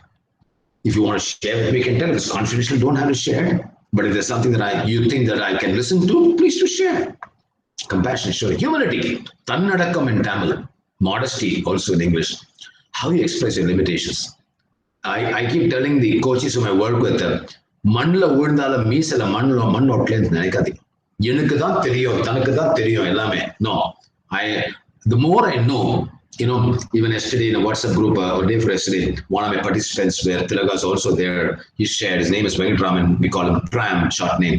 That Avayar, poetess Avayar, what is that? Kattradu kaikkulla, kattrathu Ulagalu, which means what you know is very little, what you don't know is the whole world. So more I learn, the more I unlearn, the more I know what I do not know. Be humble. Passion. I've written a whole book on passion. It's 33 chapters on passion. How do you convey what you love and like in the role? How can you be more passionate? How can you like the role? Do the job that you enjoy or love the job that you do? Optimism. As HR professionals, as coaches, how do you look at life in terms of possibilities? There will be a lot of depressing tendencies around, demotivation around. How can you regain yourself, regather yourself, create an ally, create a group of people and together work on building up to not blind optimism, but realistic optimism to see through. Some more before I end the presentation in a short while from now. Collaboration. How do you co-create? How do you work together? More of teaming, more of working together is a challenge for leaders and therefore for HR professionals, therefore for coaches also. Internal locus and innate wisdom, swords of talent solutions exist inside, which means internal locus. I go back to my mentor, late Dr. Uday. You have read about him in the books, in the academics, a great OD professional, a legend in HR. Passed away a few years. He was my formal mentor for my journey with National Training Laboratory when I did my certification OD with NTL after doing about 11 courses with them. And his knowledge base was so good. One of the research he did was internal locus. Internal locus is nothing but the ability to realize that we have a lot of power within us. The innate power, innate is something that resides inside. The source of talents, solutions exist inside, not outside. So we as coaches help them, the leaders, to get that talent which is lying inside them to manifest outside. Similarly, HR professionals, you're also enablers to get their talents, with their meaning your colleagues' talents outside. Faith in others. Nambike, murka nambike in others, not to have bias and not to have judgments, to have the appreciative belief. Every single employee can turn around. Every simple employee has got potential. Every simple employee is transformational. Every single employee is reformable. Faith in others. So we as coaches say every single coachee is pretty good. I need to have the faith and no judgment on the coachee. Synergy, working along with other people, creative and shared leadership.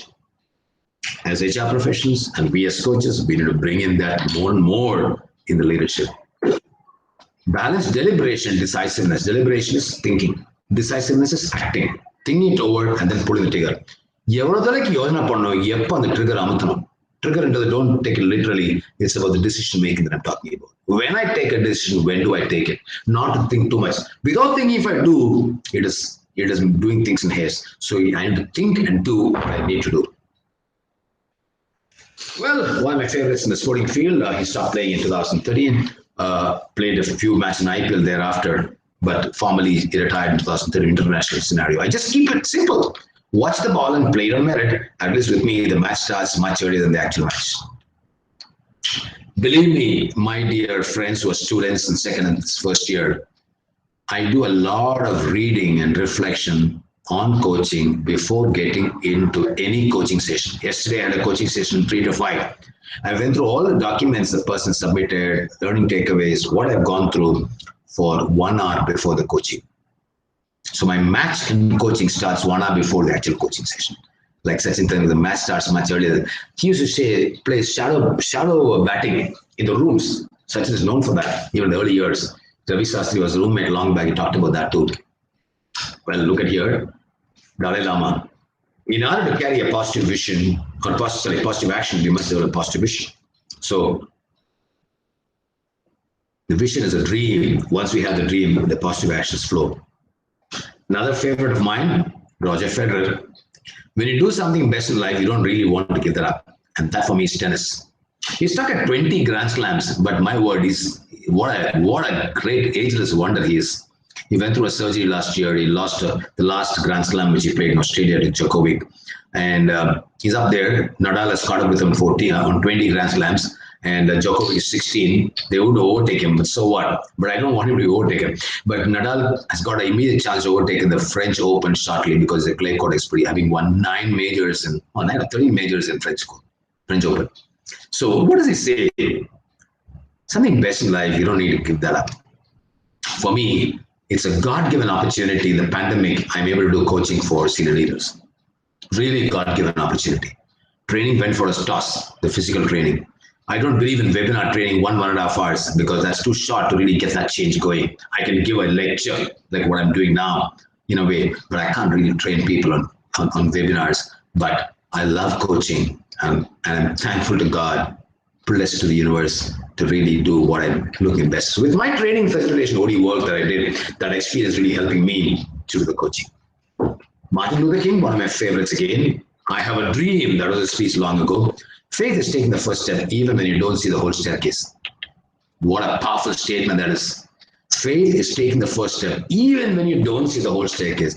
In coaching, when I get into it, believe me, when I do the 6 sessions or 8 sessions, by the way, the frequency is once in 3 weeks or once in 4 weeks, not beyond. We don't make it too short. Every day we don't do coaching the same person. We do it once in 3 weeks or once in 4 weeks. So when I start the coaching process, I don't even know how the 8th and the 10th and the 12th session go. Believe me. When I start my training programs long ago, when I say long 1.5 years ago, I don't even know. I have a broad plan. I don't know how the training will emerge and flow as I start. But I take faith in the process of doing it. Trust the process. Trust the coaching. Trust the HR process. That's what I would tell you people. So just a few before I wind up, before I ask for questions in the last round. These are skills and values which you need to look at. Empowering yourself, that starts any training, any coaching and work at the self level. Reinforce a purpose. Why am I doing what I'm doing? If it's not invented, but uncovered. It's not invented, but uncover them. Maximize authenticity, being truthful in the moment. As I said a little earlier, quoting the Tamil phrase or proverb, Mandla Undal means in a manotle soladi. Means a manotle. Learning, that is what is being truthful about it being an HR professional. Inculcate congruence of thoughts, feelings, and so what do you think, you feel, and what do you feel, you get in action. Don't do entirely different. If you have a mismatch of thoughts and feelings and actions, then you're not truthful, you're not authentic. Become an inspirational role model. An HR person, HR professional can freely become that. I know several HR professionals whom I can quote many names of people whom I've trained, met, interacted. Follow ethos. Be adhering to your boss. Even yesterday, without naming who the person is, which company is that, he had a lot of issues with the boss. He respects the boss, but a lot of issues with the boss. This boss's way of working, he could not get along with the last 4 years. But followership is very important. If I'm a good follower to my boss, I'll be a good leader to my team members. So HR professionals note that's very important. Instilling positive feedback is giving feedback is important. Receiving feedback is also important. This is pretty much an important skill for HR professionals. Web, individual, and organizational passions, dreams. Web means connect. Individual and organizational passions, dreams. So, celebrate the meaning of our life and work. It's about bringing passion again. Communicate transparently and frequently. Yeah, very, very important. Governance requires that in company, in governments.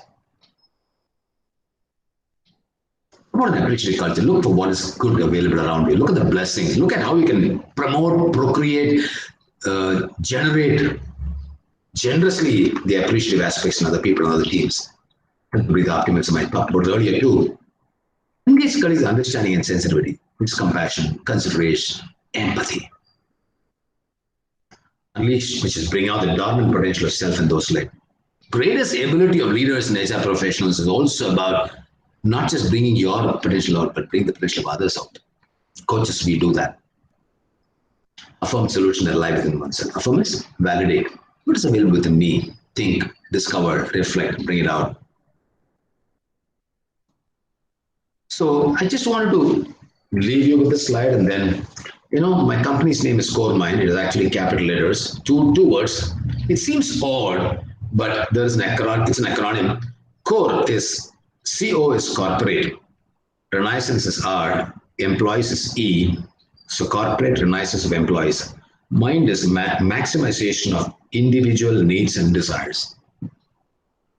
How I developed this model is that, keeping my company's name, which was conceived 27 years ago, these are the steps in coaching. We'll take a whole 1 hour to talk about it. Just give you an idea.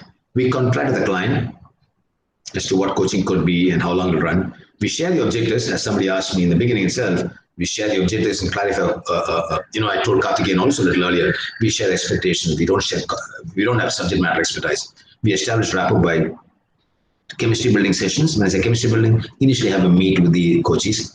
We build empathy and engage them. Be mindful. During the 2 hours of coaching, I don't think of anything else. It is just that coaching with me. I inspire passion. It's in my DNA. I nurture and navigate. And I help the coachee to dream, do the deeds. Deeds are actions. Make them dream, high dreams. Make them do the deeds, actions, and get them to a destiny. So this is a synopsis of what I do.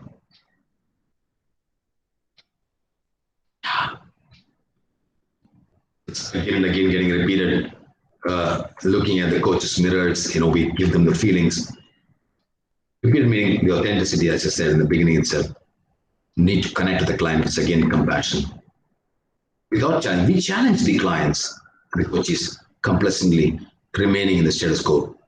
So without challenging, the client would remain there. Discovery and being in the quest of growth is exciting. Coaching process is divine. And HR professionals, your role is also divine. Onus for experiencing this clearly lies with the coach. I would adapt and say onus for experiencing the coaching process divine clearly lies with every single HR professional. Listening to the client's voice and inner thoughts are not yours, a worthy challenge. So do that as HR professionals for the empathy and the humility to bring in. Okay, I stop here.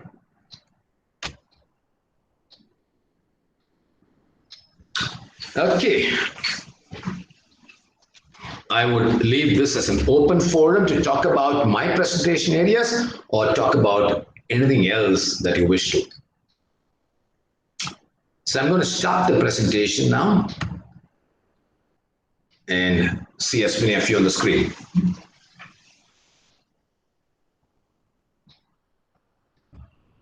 You can unmute yourself, share your name, ask a question or doubt.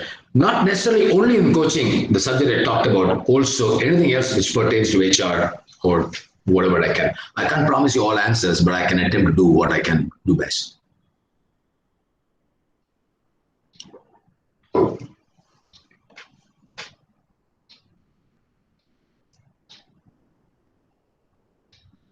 Are you all there? That's what happens in the virtual mode in webinars, Are you all there? Irkingla? Hello? Tilaga konjam korlu kodukalaam Tilaga. Ellarum tooitangala irukangala? Sir, we are all here. We எப்படி சொல்றீங்க Pushpanathan, or who said this now? Myself only. So they are digesting this your long session. That's a very nice way to say that, digesting. Okay. Hello Uday, this is Narendran. Yes, Naren. How are you? Wonderful presentation. Yes, I am fine Uday. Wonderful presentation. Oh, thank you, Naren. Okay.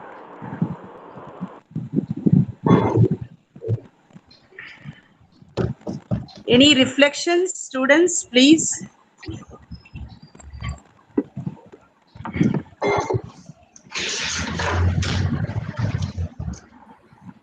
At least you can now put the video on. The bandwidth suffers will see, and then we'll see, okay, switch on the video. I keep reading papers, in the newspaper they say the school online stuff, most of the students put it on and go away.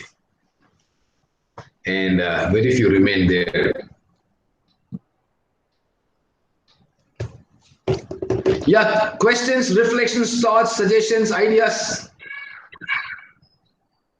pertaining to the presentation or not pertaining to the presentation, your choice. Don't ask me anything about technology and vaccine and all that stuff, but then simple stuff about HR, about management, leadership, I can.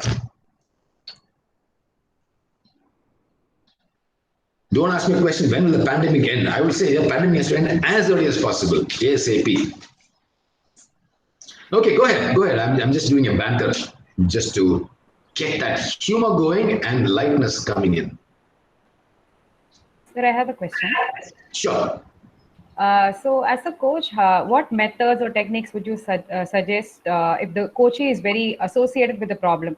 Because often we get entangled emotionally and we're not able to see it from the third person perspective. And so how as an OD consultant or a coach would you coach us where we get emotionally entangled in organization problem or any other problem? Okay, good question. I have recently been through a learning, Gayatri, and therefore all to others. So there is something called non-reactive empathy as a coach or as an HR professional you follow. Non-reactive empathy. Empathy, it's a big rare phenomenon. You need to have empathy to connect and build rapport with the client or the coachee or the employee as an HR professional. Now, if he or she is getting entangled and then going through a lot of emotions, first of all, listen, understand, ask a lot of questions, understand the context. Don't get judgmental. Don't be biased with the previous opinion of that person, but just listen as you're listening the first time. Let the steam come out. After the steam comes out, after all the emotions are out, then you would need to say, fine, I'm with you, I understand you, I'm willing to help you, but how would you like to help yourself? This is the reality. What would you like to do to help yourself? We ask a lot of open-ended questions without giving solutions. Solutions are there within the person. So assuming the person is entangled, how he or she need to get out of the entanglement is also available to the person. But the person is struggling. So we ask a lot of questions, which is called open. Open means there is no definite answer. Then, with whatever the person answers, go deeper, probe deeper to find out. And then you tell the person, okay, I've listened to you now. This is a situation. How would you like to cope with the reality in moving ahead? That is where the non-reactive empathy comes in. I become objective as a coach. I become objective as an HR professional. I tell without telling, I can't be listening to all your emotions all the time. There is a limit. But first I should listen. I should anchor. Then after the limit is there, limit has come, you transcend the limit to go to the next level and say, what are your action plans? How would you like to do this? How would you like to overcome this? Whose support you require? How long would you want to work on this? When would you like to start with this? What are your timelines? What are your milestones? We ask those questions to make the person get to the reality. Otherwise, the person gets entangled, as you say, so much into the emotional conundrum or riddle, they don't come out of that. And then your objective is not solved as a coach. Your objective is not solved for the employee. The employee also continues to be depressed. Unless it is so much of a psychosomatic issue, then you tell to refer to a psychiatrist or to a psychotherapist. But in normal conversation, emotions we need to handle as coaches, as HR professionals, we have the capacity to do that. Thank you so much. Most welcome. Uday, I have a question. Our students have a paper on counseling, full paper on counseling, and also they do have coaching as a topic in performance management system and organizational development. Okay. Will you be able to throw some more lights on the difference between this counseling and coaching? Yeah, sure. Thank you for asking that. I did in the initial introduction talk about psychotherapy, coaching, and counseling, and mentoring, and all that. Let me give you a specific answer to the benefit of students, since you have a curriculum on counseling as well as on coaching and performance management. Counseling comes from a background that the counselor does ask questions, does ask open-ended questions, but goes into the past to really regress and understand what are the contextual factors in the past which is holding him or her from performing what he or she needs to do. Coaching works in the premise that we get to the past only very little. We don't get into the past as the counselors. We ask a lot of questions about the present scenario, connect to the past a little bit, and look at how he or she can move into the future. So performance coaching also, to the extent that I've been doing coaching in organizations in the area of performance management, is that it is not about talking about the past, 2 years, 3 years back, what happened, what didn't happen, and all that. That is history. So I tell them, look at what you're doing now. What is the key result area? What is that you need to perform? What are your milestones? What are your flagging milestones you need to flag? What are your concerns? Look at your concerns now. How do you address with timelines to move on to improve your performance in terms of yardsticks of the organization? So the focus is entirely, Tilaka, and all the students here for this question.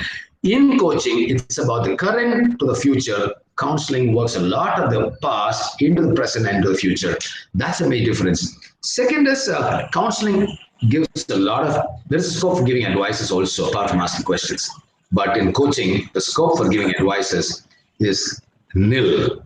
When I put on the mentor's cap, I might give advices, but as a coach, I would not give advices. And remember, Tilaka, with all due respect, you have been through a coaching session with me sometime last year.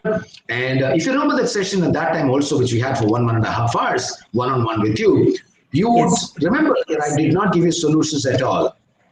I made you think through. I made you look at what are the alternatives. I made you look at what are the future goals we have. I made you look at what are the steps you need to take and how we need to go further. I did not talk about what all happened in the past. I did not talk about giving you advices. These two are the market differences between coaching and counseling. Okay. Yes. Thank you. Thank you so much, Uday.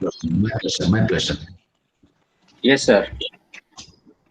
So in the process of coaching, what you consider most important, whether you emphasize on encouraging client experience or by just giving only an explanation, maybe about your out of your experience as a coach. So which one is better and how it makes the difference? Very interesting question. Thanks, Martin, for asking that. Now, I didn't share that, but this is a new dimension you're bringing in for the interaction with the students now. Now, we work on an 80-20 principle. Martin, this is for you and all the students.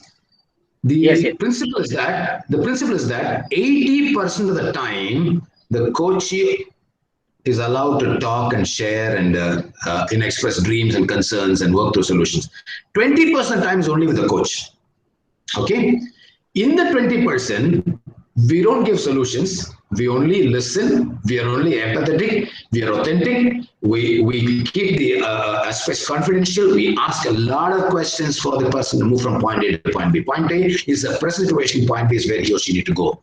Now, one more thing. We don't talk our experiences in coaching. I would do it after the 1.5 2 hour session is over. I remove the coach's cap and put on the mentor's cap and say, நான் இப்படியா இருந்தால் உங்க position நான் இருந்தா நான் இது பண்ணுவேன். அந்த அட்வைஸ் வந்து அப்புறம் சொல்லுவேன். But while the coaching, no advice, no experience at all. Because the fundamental principle of coaching is that we should not claim the space and time of the coachee in the session. That's theirs, his or her time. We don't take the time. We don't share experience at all. Tamasu solla pona, I don't say என்னோட தாத்தா இது பண்ணாரு, எங்க அப்பா இது பண்ணாரு, மாமா இப்படி பண்ணாரு, மாமனார் இப்படி பண்ணாரு. No way. நான் இது பண்ணேன். No way. But in an informal conversation, I might talk, but in a coaching conversation, no. Does that clarify, Martin? Is there any evaluation process that whatever we send to a client, whether it has to reach to them and we are able to give them the perfect solution? Yeah. The evaluation, are you talking evaluation process? Yeah. Yeah, evaluation process, there is no ROI in coaching in that sense, a stricter ROI. But what we do in coaching is that we go through two processes. One is the assessment tools. The assessment tools, I'm authorized and certified to do Harrison as well as EQ of 6 seconds. I administer them and then I get them the report and I work on the report, explore on the competences that are there at the beginning of the coaching, at the end of the coaching, how is the person moved in his own self-evaluation, his or her self-evaluation. Second form of coaching is, evaluation is that after, let's say, 6 or 8 sessions, which were contract with the client, midway, let's say if it's 6 after 3, if it's 8 out of 4, if it's 10 sessions out of 5 sessions, exactly the midway, I give them a document when I say document, only questions about submitting a learning takeaways. I tell them, ask them to fill up the questions by themselves as to how they rate themselves, and also quantitative as well as qualitative answers as to how they've improved in the last 5 sessions. And what is that they wish to improve? What is that they want to improve? What is that they have not improved? I get that learning takeaway. It runs to sometimes 7, 8 pages, sometimes even 10, 12 pages. So the next coaching session or the following coaching sessions, I work on those aspects that are yet to be worked on. I give them the appreciation of what they worked on, and I also use this document to pass it on to the company with their consent, so the company knows the progress that's going on. Except in the document, we don't make them do evaluation about confidential personal issues. That is not asked to be filled up. Okay. Thanks, I got it. Most welcome. Pleasure. Sir, this is Karthik here. Yes, Karthik. Hello. Sir, Karthik. how do coaches or mentors go about with delivering their feedbacks, especially the negative feedback?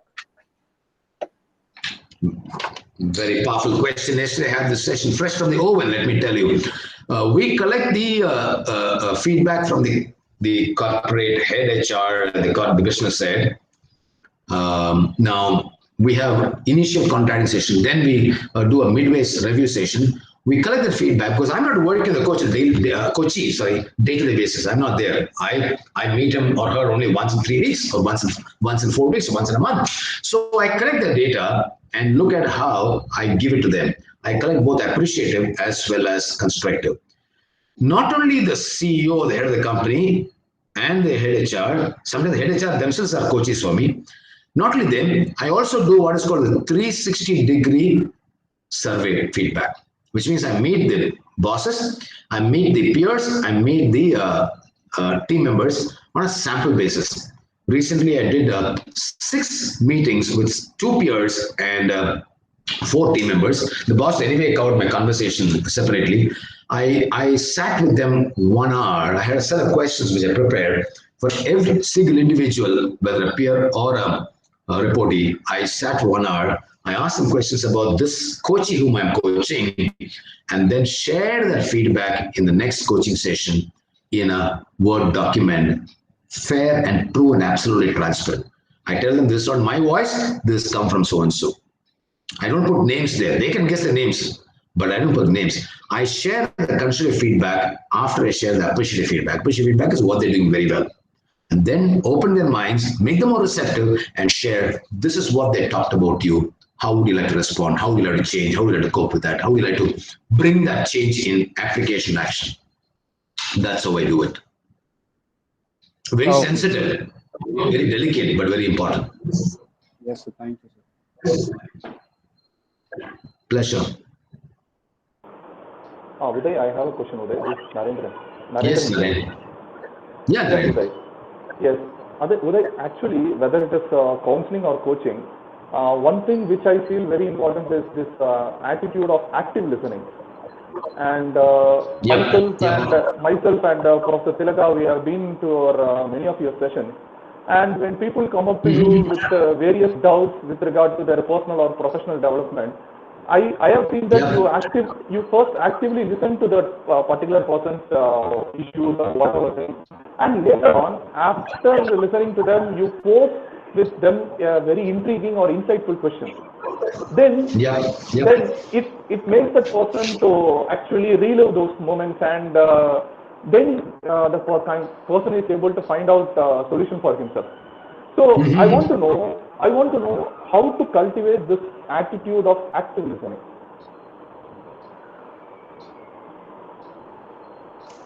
Have you finished, Narendra?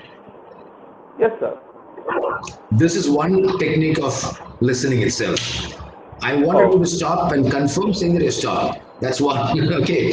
Active listening, thanks for recognizing the trait in me, is very much a skill or a competence both for counselors and for coaches and for HR professionals. Now, how to cultivate? Well, you need to have your own benchmarks in life, and you need to have role models in life. There are some people who would give you all the time in the world despite all what they're suffering and what they're going through in terms of pressures in life. Can you think of a few people, Naren? யாரும் சொல்ல வேண்டாம். Somebody in your life. Yes. Phone கூப்பிட்டா சொல்லுங்க நரேன், சொல்லுங்க சொல்லுங்க. என்னதான் வேலை இருந்தாலும் leave it aside and tell you. I'm sure you'll come across. I'm sure I'm sure everybody here would know such people. It could be a mom, it could be a dad, it could be a sister, it could be a brother, it could be a cousin, it could be an uncle, it could be an aunt, it could be a neighbor, it could be a friend, it could be a classmate. I can think of a few who can do that. Unless they're so present, they'll say, I'm preoccupied with work now. Can you call me later, please? After 2 hours, I'll certainly call you back, and they'll call back and listen to you. So the cultivation of active listening, 2 ways. One is benchmark, they'll come back later. Think about the role models who do that so well. There will be silence at their end. So much so, you will say, are you listening to me? You know, that's an indication they're listening so well. When you have to put the benchmarks of listening, you need to really, each one of you, and I say you, not just Narendra, but everybody, Narendra asked the question, but everybody here, you need to really benchmark and say, am I really listening at a very deep level, or am I listening at a peripheral level? Peripheral level is level 1 listening, as they say. You know, hello, how are you? Down, not good, anything is good. They don't listen at all. They just ask that question superficially. You know, sometimes the second listening, they give solutions immediately. Don't worry, man. He didn't even tell you what he's suffering or what he's going through, what problem is facing in the department or whatever. Everything will be okay, man. Now, that is again absolute bad listening. Active listening means ask the person, what is that you're going through? Would you like to tell me? If you're not willing to tell me now, I'm okay. Choose your time to tell me whenever you can. And the other person say, most probably, can I tell you now? Do you have the time? Sure, go ahead. I have the time. Next 10 minutes, 15 minutes. I can keep aside everything else. I listen to you. I've done that a few times on the phone. When I'm doing a very urgent work, somebody calls. It's a personal issue. I learned from one of the bosses, Narendra. Somebody comes and says, official issue. And I said, can you wait now? I'm in a meeting. I'm doing a task. I'm doing a project. Can you wait for 2 hours? I'll certainly come back to you. The other person says, it's very personal, immediate personal. I tell the team, our personal personal, either I step out of the room of my cabin, I used to do that in the work, I will now, or tell the person, come along, let's talk now itself. Well, it's like an empathy of the doctor. If the doctor, somebody calls up late night, somebody knows the doctor, he tries to hold in the daytime, just there's a little bit of a problem, அப்படின்னு சொல்ற டாக்டருக்கும் நான் consultation முடிச்சிட்டேன், ஆனா நீங்க chest pain சொல்றீங்க, கண்டிப்பா வாங்கல, நான் உடனே பாக்குறேன்னு சொல்றதுக்கு வித்தியாசம் தான். That is an active listener of a doctor. That is an active empathizer of a doctor. That is where you bring in compassion as a coach, as an HR professional, as a professor, or anybody who wants to do active listening. The last thing that I want to share, Narendra, and all of you, is that active listening is really connecting with the other person. It doesn't happen in just one session. It happens over a period of time, which means you build a rapport relationship over a period of time, and people know they can depend on you. Anytime they can depend on you, you are reliable, you will keep it confidential, you will listen to them. Many a problem of others, Narendra and everybody knows here, vanishes through active listening. People want to be listened. You and I want to be listened. I stop here. Thank you, Uday. Thank you. Yeah, most welcome. Thank you. Yep. I see the numbers dropping from 44 to 35, so people are walking here for lunch. So, Pushpanathan, it's an indication to me and you saying that we need to wind up. Sir. People, if you have any question, you can post it. Otherwise, Martin sir, can we proceed? Yes, sir. If there is any question, we can wind it up because already the time is about 12:35. Past 2 hours. So we had a wonderful eye-opening session from the sir. And thank you. So very useful for everyone. Sure. Over to Gayatri. Thank you so much, sir, for the wonderful session. I now request Joel of second year MAHRM to render the vote of thanks. Okay, before that, Gayatri and Joel, I want to take this opportunity to share to the faculty for the wonderful work they've been doing in DG Vaishnav. The legacy built by Dr. Vidya Srinivasan, which the principal also talked about today morning. I have associated Vidya Srinivasan right from 1989. I am still in touch with her off and on. And Tilaga, Professor Tilaga is somebody whom I knew as a student. She attended a training program with me as a student, and then subsequently attended many of my programs. Narendra came into my life a few years ago as a participant in a program called PDC. And there are people, I don't know whether they are there in this call, like Aruna, who was also at my program. And then she happens to be the wife of a participant whom I trained long back in TI.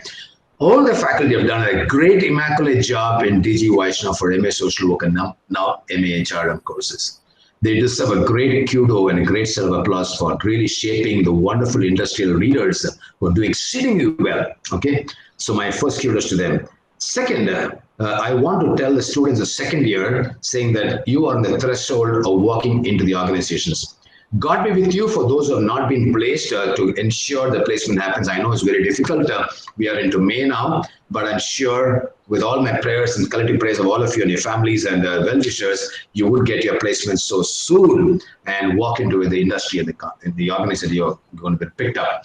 And wish you all the very best for a great, wonderful, enriching career ahead. And those in the first year, I'd like to say you have entered the portals of a great institution. It's hard luck, like the second year had to wash away 1 year online mostly, and you had to wash the first year completely online, or mostly online. But you are in a great place. You have great, wonderful people in the second year whom you can follow footsteps. HRD Forum is going to hand it over to new nominees. But all said and done, I'm sure you would do well, not just in the industry, but also as individual, selfless individuals, as citizens of the country, citizens of the world. Vasudeva Kudumbakam, as they say, the world is one big family. I enjoyed this conversation with you, and I enjoyed the presentation with you. Thank you for the opportunity, Krishnan, for this. And I wish you all the very best. The faculty who are present, not present, the students who are present, not present, and the entire team of MA HRM and MA Social Work. I also have trained Vijayalakshmi, a professor. I've also trained Sulupriya in a program. So I know most of your faculty members. So wish them all the very best. Wish you also all the very best. Thank you. Thank you, sir. Thank you so much. Over to you, Joel. Okay. Thank you, Gayatri. Now we have near the end of the event. At the outset, I would like to extend my gratitude to everyone present here for this HRD Validectory. I couldn't possibly do justice to my duty here without thanking and recognizing the individual contribution that have been utilized here today. First and foremost, on the behalf of the MAHRM department, I would like to thank the speaker of the day, Mr. Uday Gopala Krishnan, for his valuable insights on training, mentoring, coaching, leadership, and counseling, and sharing his experience to us. I would also like to thank Principal Dr. S. Santosh Babu and Secretary Ashok Kumar Mundra for their unending support towards all our endeavor. On behalf of the students present here today, I would like to thank the head of the department, Dr. N.C. Martin, and the team of faculty members for always doing their absolute best to enable access to various opportunities so that we may constantly elevate our knowledge. And special thanks to Professor Pushpanathan sir for his constant guidance and active support in organizing this event. Lastly, I would like to thank all the students who were gathered here today for the HRD Validectory. Hope you all enjoyed this as much as I did and had some important takeaway. Thank you. Now, I request everyone to stand up for National Anthem.